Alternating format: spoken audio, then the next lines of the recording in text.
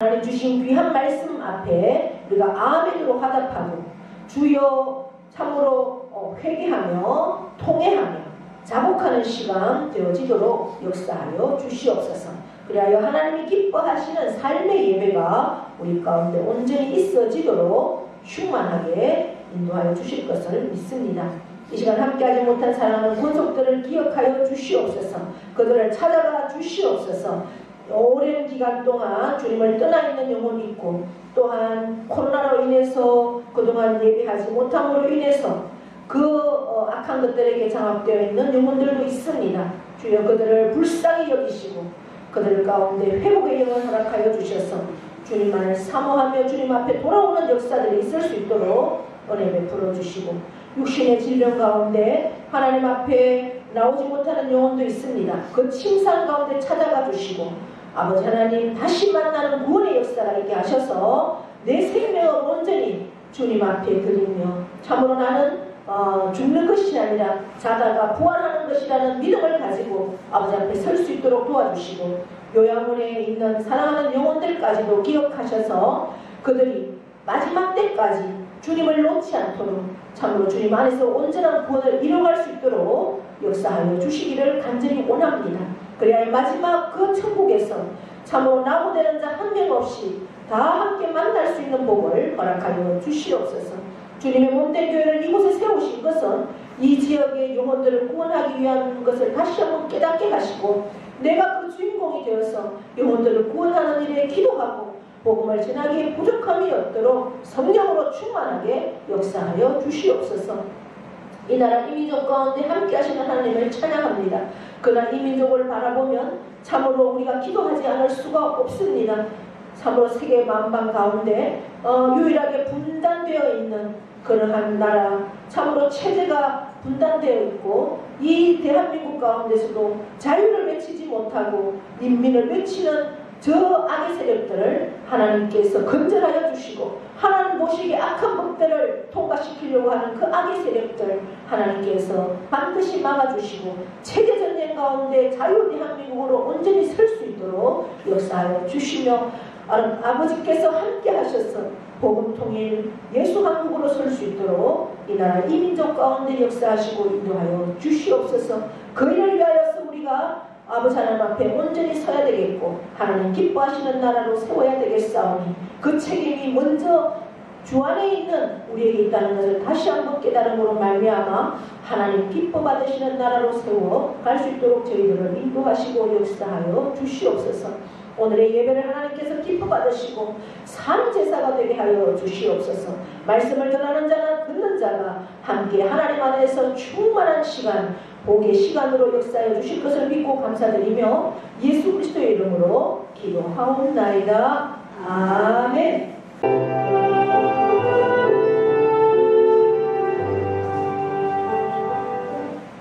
네, 교회 소식은 주보를 참고해 주시고요. 오늘 여기 강단의 앞에 보시면 초가 있죠. 이거는 이제 우리가 대림절, 예수님이 오실 그날을 우리가 기다리고 준비하는 절기가 대림절이라고도 하고 대강절이라고도 합니다. 그래서 우리가 시각적으로 보여주기 위해서 제가 이렇게 물론 그동안도 계속 준비를 했지만 보라색에서 색깔이 점점 옅어지잖아요. 그래서 주님이 이제 성탄절 5번째 초가 켜지는까지 이제 계속 오고 계신다라는 의미로 이렇게 이제 의미적인 거고, 이게 시각적인 것. 그래서 주님이 오실 날을 우리가 준비하며 하루하루를 살아야 되겠구나 라는 것들을 보여드리기 위해서 이렇게 이제 장식을 했습니다. 우리는 이미 오신 예수님은 다 우리가 구원의 주님으로 영접하고 있습니다. 우리가 기다리는 주님은 다시 오실 주님이죠. 그래서 우리가 그것을 늘 기억하고 있어야 되겠다라는 겁니다. 그래서 이렇게 대림절 오늘은 둘째 주일이라는 것. 갑자기 추워진 날씨지만 여러분들 잘 준비하시고 관리하셔서 우리 또 가정에도 또 우리의 육신도 또 영혼도 이전보다 더 건강하게 그렇게 지낼 수 있는 시간들이 되기를 바랍니다. 이제 2022년도가 마지막 달입니다. 2023년도에 카렌다가 벌써 나왔습니다. 그래서 여러분들 가실 때 이제 한 분씩 가지고 가셔서 이렇게 사용하시면 되겠고요. 이제 오늘 간식은 떡입니다. 제주도 떡이거든요. 서울에서 계시는 고은인 성도님이 이제 보내주셨어요. 종류가 4가지 정도 되는 것 같아요. 그래서 오늘 그걸 한꺼번에 다 맛을 보여드리진 않고 한 주에 하나씩 제가 맛을 보여드리면 되겠다 이런 생각을 해봅니다. 그래서 제주도 떡이니까 여러분들이 살짝 데워서 그렇게 드시면 될 것 같아요. 저는 이제 저거를 밥솥에다가 잠깐 넣어놨다가 그렇게 저걸 많이 넣어놓으면 지금 찰떡이기 때문에 푹 퍼지잖아요. 잠시 넣어놓으면 아주 맛있게 먹을 수 있더라고요. 일부러 안 쪄도 이렇게 해서 드시면 되겠습니다. 네, 성경 말씀 마가복음 1장입니다.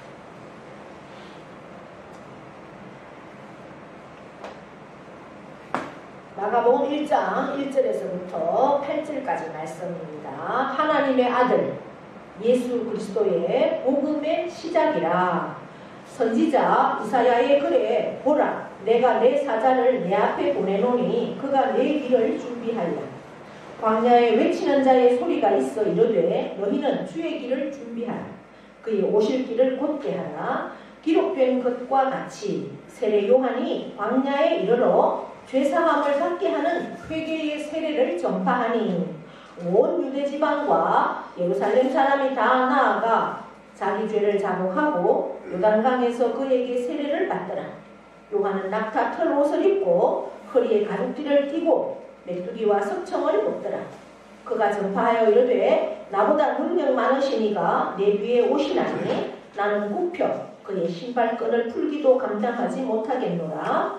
나는 너희에게 물로 세례를 베풀어 끄니와 그는 너희에게 성령으로 세례를 베푸시리라. 아멘. 이 시간 찬양으로 하나님께 영광 올려드립니다.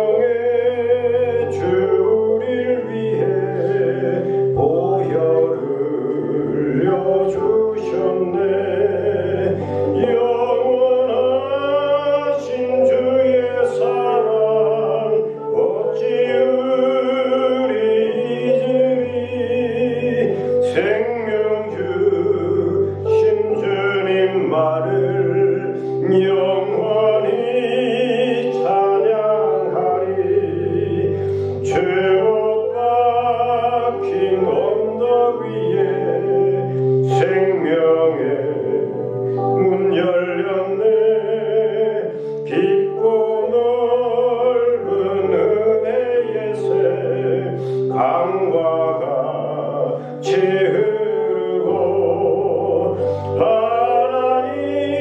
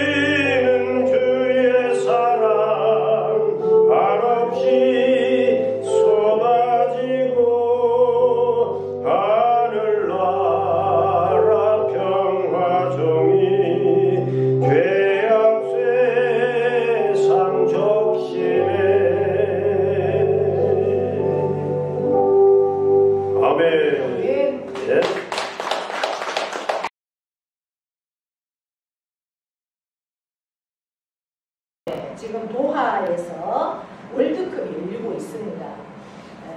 우리나라가 이제 두 번째로 16강에 진출을 합니다. 역전골로 2대1 이렇게 해서 16강에 들어갔는데 거기에는 마스크를 쓴, 마스크라고 하면은 얼굴 보호대를 낀 선수가 한 사람 뛰고 있습니다. 그 선수는 지금 이 얼굴을 다쳐서 수술한 지 한 달 되었어요. 그래서 조금 충격이 있으면 이 뼈가 문제가 돼서 굉장히 큰 일을 겪을 수도 있지만, 그러나 이게 워낙 큰 일이니까, 나라를 위한 일이니까 생명을 바쳐서 뛰고 있는 겁니다.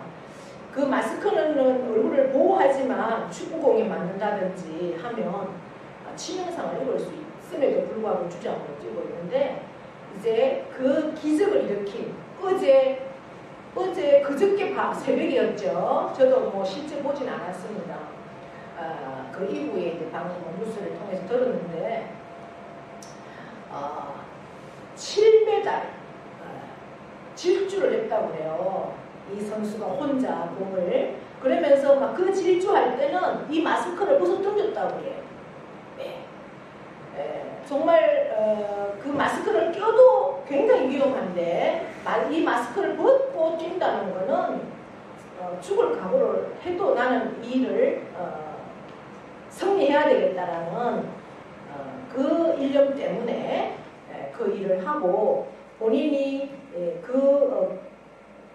골을 넣기 위한 시점을 찾기 위해서 7m를 달려갔는데 3명이 들어붙어 있어 도저히 자기가 골을 넣을 수가 없어서 딱 보니까 옆에 이제 한 사람이 있더라는 거죠. 그래서 이제 그 어시스트를 그 선수한테 해줬고 정확하게 그게 들어가서 역전골이 되면서 우리나라가 16강에 들어갈 수 있는 그런 기회를 만들었습니다. 그래서 그때 그 선수도 울고 우리 대한민국도 울고, 그 시간 새벽 시간이었지만 광화문에 많은 사람들이 나와서 응원하고 있었고, 뭐 우리는 2002년 월드컵에서는 저희도 생각해보면 막 모여서 응원하고 그랬던 기억이 있는데, 지금은 저희도 이미 세대가 좀 늙은 세대가 됐는지 그 시간까지 뭐 요즘은 뭐 TV 켜놓고 축구 보고 이러지를 못하겠더라고요. 근데 새벽에 이미 이렇게 켜보니까 환호가 울려 퍼지고 막 전부 난리가 났어요. 그러니까 이 꽁꽁 얼어붙고 있는 추위에 이러한 소식들이 막 열기를 가져다 주고 하나가 되는 거예요. 분열되어 가고 있는 마음들이 막 하나가 되는 그러한 감동.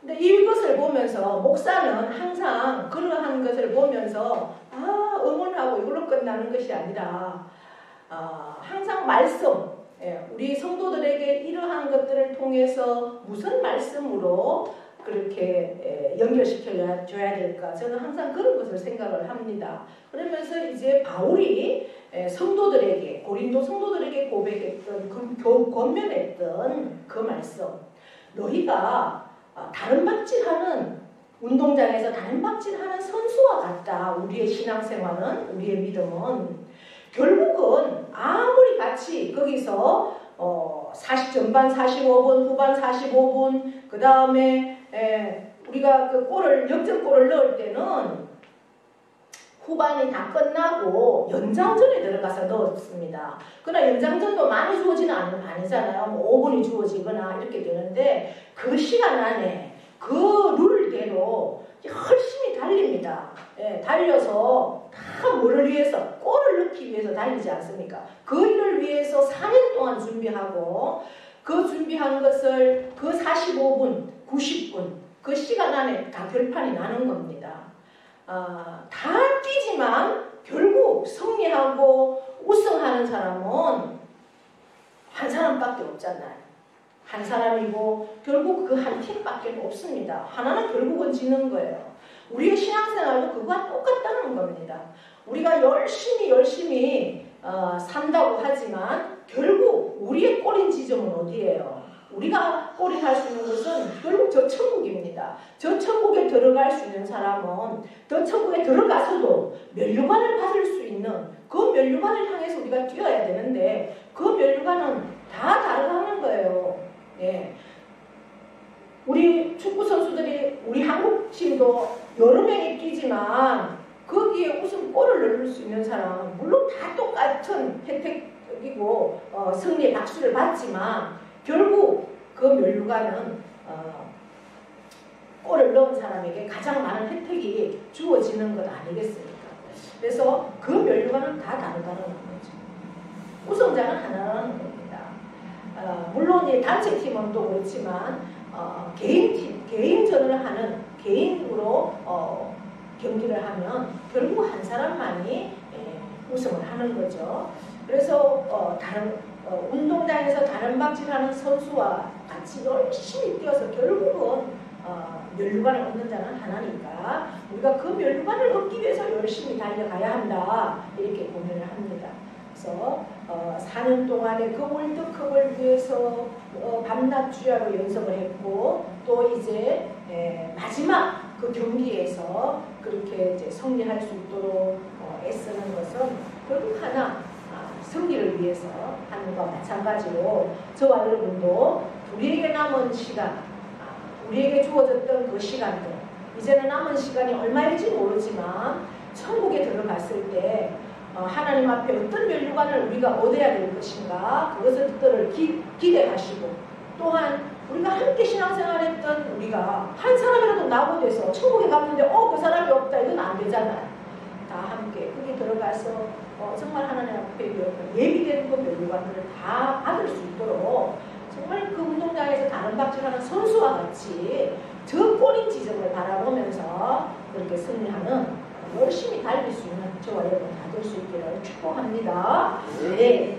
그래서 저는 늘 간증의 주인공이 되자. 우리가 신앙생활에서도 기적의 주인공이 되자. 네. 계속해서 그 기적의 주인공 그들을 생각하면 얼마나 기쁘고 막 감동이고 막 뭉클하잖아요. 네.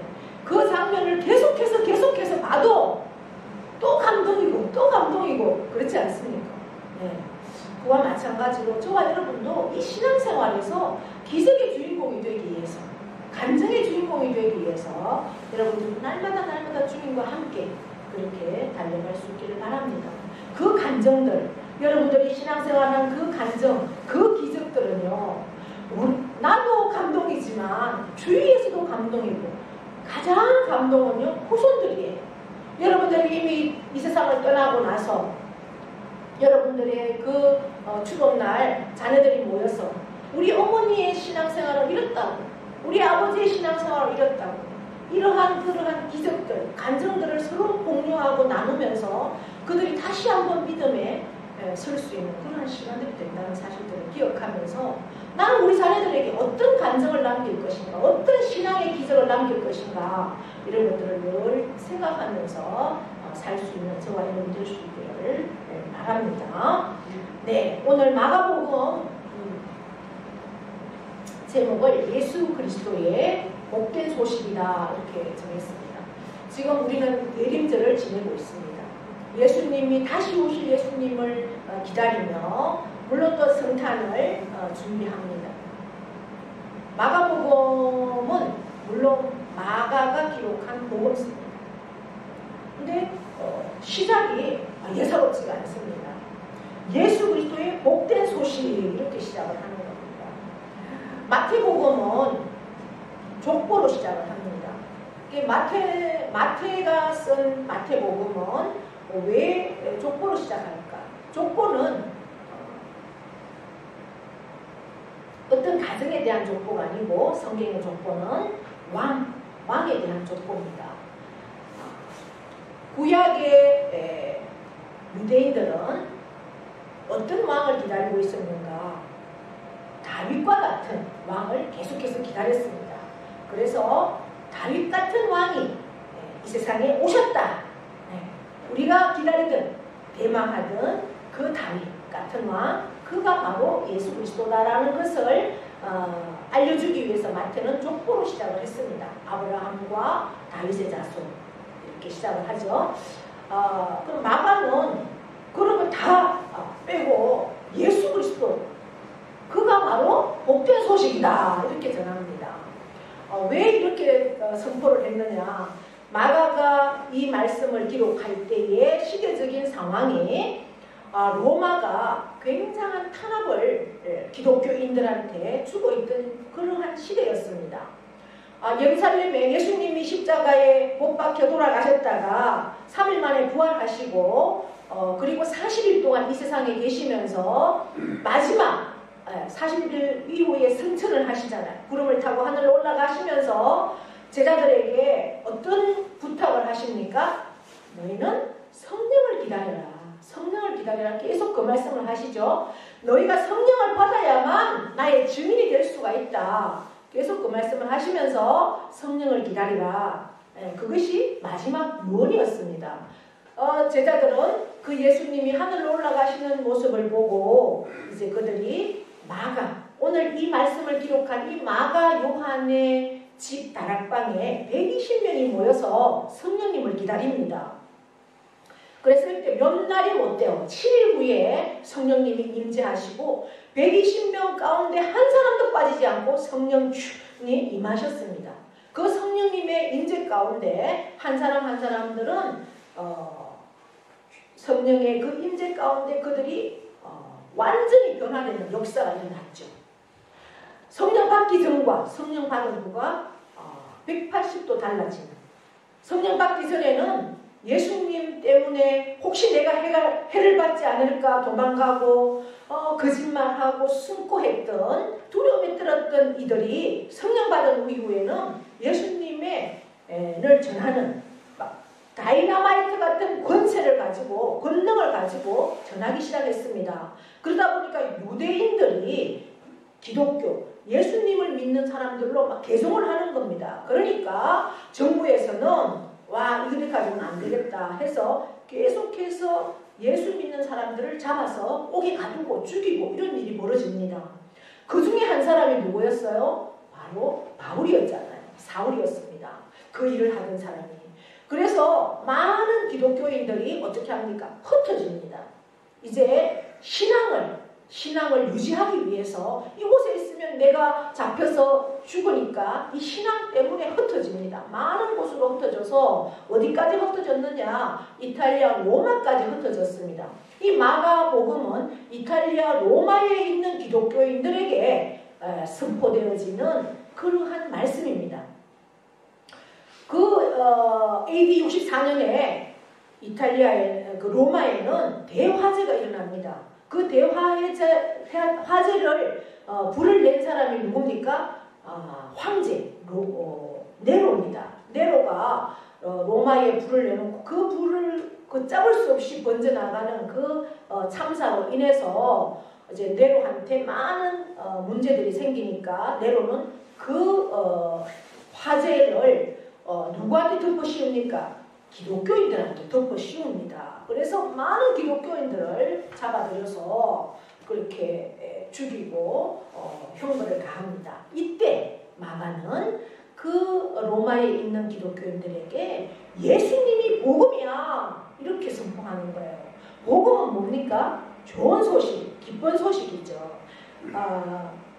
구약의 좋은 소식은 이사야가 이렇게 말합니다.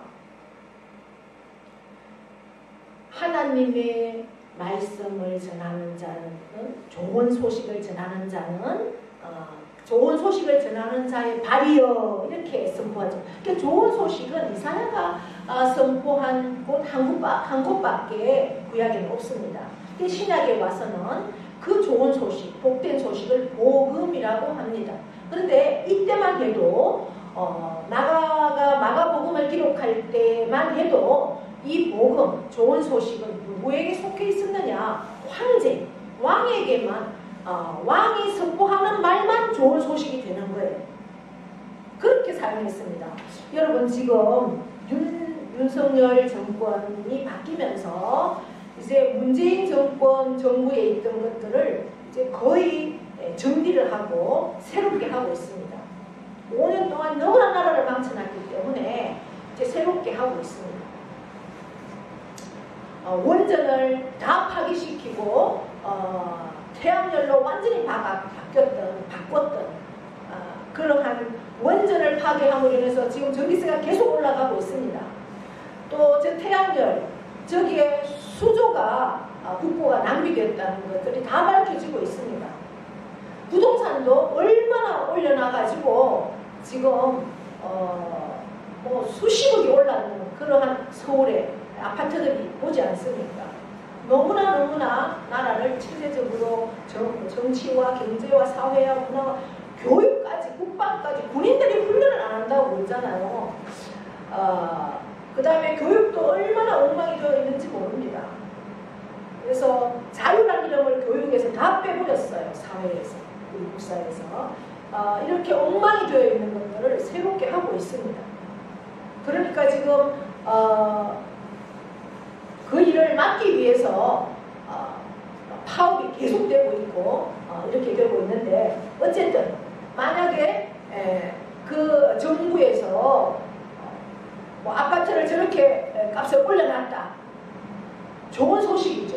예, 아파트 가지고 있는 사람한테는 좋은 소식 아닙니까? 자고 일어났더니 아파트가 몇 수십억이 올랐으니 막 다들 난리 났더라고요. 좋아서. 네, 좋은 소식입니다.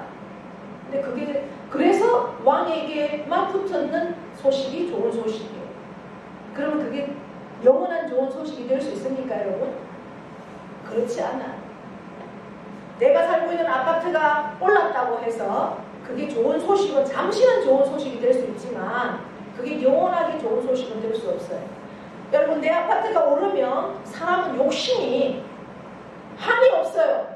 욕심이 조금만 땅값이 좀 올랐다 막 좋아요. 그러면 더 오르고 싶고, 좋은 정책을 가지고 막 쌀을 작년에는 5만 원인데 이제는 올해는 10만 원씩 해서 나라에서 다 사준다 하더라. 그건 좋은 소식은 좋은 소식이에요. 그게 영원히 좋은 소식입니까? 결국은 이제 그 시간이 지나고 나면 15만 원 올려달라고 또 데모할 겁니다. 그래서 욕심은 한이 없는 거예요. 왕이 내리는 소식이 잠시는 좋은 소식이 될 수 있지만 영원한 좋은 소식은 될 수 없다는 거예요. 그래서 복음, 그것은 영원한 생명의 주인이신 예수 그리스도만이 복음이다. 이렇게 마가가 선포하는 거예요. 굉장한 변혁이고 쇼킹한 거죠. 시대적으로 봤을 때. 그럼에도 불구하고 마가는 예수 그리스도만이 복된 소식이다. 복음이다.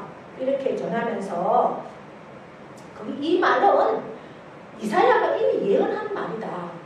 이렇게 하면서 2절, 3절까지 말씀을 하고, 4절에는 그럼 어떻게 말을 합니까? 세례자 요한을 마가는 내세우면서 세례자 요한이 광야에 나타나서 세례를 베푸는데, 그 세례는 무슨 세례라고 그래요? 회개의 세례다. 이렇게 오늘 말씀하고 있잖아요. 여러분 다 세례 받으셨죠? 네. 세례는 진정한 의미가 이제 이전에 나의 모든 삶이 이 물속에, 우리는 뭐 약식으로 이렇게 성부와 성자와 성령의 이름으로 세례를 주노라 이렇게 약식으로 하지만, 원래 예수님 당시의 세례는 그 요단강에 집어넣었다가 다시 꺼내거든요. 그러면 나의 모든 옛 삶은 이 물속에 다 죽었다. 다시 내가 태어난다. 이런 거예요. 세례라고 하는 것이. 근데 우리가 너무 세례를 쉽게 생각하기 때문에 뭐 세례 받고도 뭐 예수님하고 아무 상관없이 사는 사람도 있고 뭐 떠나는 사람도 있고, 그런데 그렇지 않아요. 세례라는 물세례는 의미는 그런 거예요. 네. 그래서 제가 아는 후배 중에 세례를 안 받더라고요. 교회는 뭐 중고등학교 때부터 계속 다니고 성인이 되어서도 제가 40대 이후에는 만난 적이 없어요. 20대, 30대까지 봤는데 세례를 안 받아요. 그러면서 계속 교회를 다니더라고요. 왜 세례를 안 받느냐? 나는 준비가 덜 됐다고 그런 얘기를 계속 해요. 그래서 물론 준비가 덜 돼서 세례를 못 받을 수도 있지만, 또 세례 받고 나면 달라질 수도 있으니까 그래도 세례를 받아라. 이제 그런 얘기들을 나누기도 했는데 아무 의미가 없이 또 세례를 받기도 하고 그래서 문제는 있어요. 그러나 이제 세례의 중요한 것은 물세례는 이전의 나의 삶을 다 청산하고 새롭게 이제 태어난다. 그러면서 세례 요한은 그 세례를 물세례를 주면서 다시 한번 선포하는 게 뭐냐? 회개의 세례입니다. 여러분 회개는 뭐예요? 회개는 지금까지 내가 주인이에요. 내 삶의 주인은 나예요. 그런데 이제는 내 삶의 주인이 누구예요? 하나님으로 바뀌어지는 게 회개예요. 그러니까 세례는 물세례에서 회개 세례까지 가야 한다. 오늘 세례 요한이 그렇게 말하고 있는 거예요. 우리의 삶을 고쳐서 죄 용서를 받는 것이 세례라고 하면 이제는 세례를 받음으로 인해서 내 삶을 고치기로 결단하고 그렇게 살아가는 것까지가 회개의 세례가 연결되어져야 한다는 거예요. 그런데 여기서 끝나지 않아요. 예수 그리스도의 그 복음을 받은 자, 예수 그리스도가 나의 주인임을 고백하고 내 삶을 고치기로 결단하고 세례를 받고 회개의 세례까지 갖는 자. 그러니까 세례로 멈추면 안 되고 회개의 세례까지 가야 한다는 거예요. 그럼 또 회개의 세례에서 끝나는 것이 아니라 여러분 8절 보시면 무슨 세례까지 말하고 있어요? 성령의 세례까지 말하고 있어요. 그 성령의 세례는 누가 준다고 그래요? 예수님이 준다고 오늘 말씀하고 있어요. 세례 요한은 나는 물로 세례를 주는 데까지 가지만 그 이후에는 예수님의 성령 세례까지가 가야 한다. 나는 그 예수님이 오실 길을 예비하고 준비하기 위해서 그 길을 준비하는 자이다. 이렇게 본인을 설명하고 있어요. 그러면서 그분의 세례, 예수 그리스도의 세례는 성령의 세례다. 성령의 거룩한 세례는 너희를 어떻게? 완전히 바꿔놓는다. 성령의 세례를 받지 아니하고는 회개까지 갔다 할지라도 우리의 삶을 완전히 바꿀 수가 없다는 거. 완전히 바꾸지 못하면 예수 그리스도가 좋은 소식이 될 수 없고 복음이 될 수가 없는 거예요. 성령의 세례를 받고 우리의 삶이 완전히 바뀌어질 때 우리는 예수 그리스도가 나에게 복음이 되고 복음을 받은 우리는 그 복음으로 삶을 살 때 우리를 통해서 많은 영혼이 아니라도 괜찮아요. 한 영혼이라도 주님께로 돌아오고 주님의 그 복음, 그것을 듣고 주님의 삶을 살 수 있는 줄 믿습니다. 이 대강절 두 번째 주일에 저와 여러분은 나는 과연 성령 세례를 받았는가? 이제 나는 세례를 받았다. 그럼 회개의 세례까지 내가 갔는가? 내가 내 삶을 바꾸려고 노력하고 있는가? 나의 주인은 진정 하나님이신가? 여기까지도 부족하다면 이제는 성령님을 사모하셔야 돼요. 성령 세례를 사모하셔야 돼요. 나의 삶을 완전히 바꿀 수 있는 그 능력자, 좋은 복음, 바로 예수 그리스도를 모시게 해달라고. 그 삶을 살게 해달라고. 성령님을 사모하시고 성령님을 기대하시고 그리고 간구하십시오. 성령은 선물이라고 했어요. 기대하고 간절히 사모하는 자에게 반드시 주신다 약속하셨어요. 그 삶으로까지 갈 때 우리는 천국에 소유하고 천국의 그 면류관을 우리가 누릴 수 있고 받을 수 있는 자리까지 갈 수 있는 줄 믿습니다. 이 대강절을 왜 허락하셨는지, 대강절의 그 하루하루의 시간들을 우리가 어떻게 살아야 하는지 다시 한번 기억하시면서 이 말씀 앞에 예수 그리스도 복된 소식, 이 소식을 내가 들었습니다. 누군가를 통해서 내가 들었습니다. 그리고 이 복된 소식을 내가 듣고 복된 소식 안에서 내가 삶을 산다면 이 삶을 전하는 자. 그래서 제가 우리 2023년도에 우리 교단의 표가 그거예요. 복음의 사람 예배자로 살게 하소서. 이 말씀. 내가 복음의 사람이 되었다면 내 삶 속에서도 예배자로 살아야 된다는 거죠. 주일날 교회에 와서 이 예배 시간만이 예배자가 아니라 삶 속에서 내 삶을 온전히 바꿔놓을 수 있는 그 성령님의 능력 안에서 예배자로 살 때 복음은 능력이 있고 그 복음의 사람이 나만 아니라 한 사람 한 사람도 하나님 품으로 돌아올 줄 믿습니다. 그 시간을 위해서 주님이 이 땅에 오셨습니다. 그 일을 위해서 우리를 구원하기 위해서 오셨습니다. 이 대강절 다시 한번 하나님께 감사하면서 하루하루 예배자 내 삶을 온전히 바꿔놓을 수 있는 그 성령님 안에서 승리하시는 저와 여러분 될 수 있기를 축복합니다. 네. 하나님 아버지 고맙습니다. 오늘도 우리에게 귀한 말씀 주셨습니다. 복된 말씀 주셨습니다. 이 말씀 우리의 마음으로 받고 내 삶으로 살아내는 그 성령의 세례까지를 사모합니다. 완전히 우리의 삶을 우리의 생각을 바꿔놓을 수 있는 그 성령님 오시옵소서. 나를 주관하여 주시옵소서. 그래서 이 대강절 그 주님을 전하고 그 주님의 그 복음을 듣고 주님 품으로 돌아오는 영혼들이 나를 통하여서 일어날 수 있도록 도와주시옵소서. 복음의 시작입니다.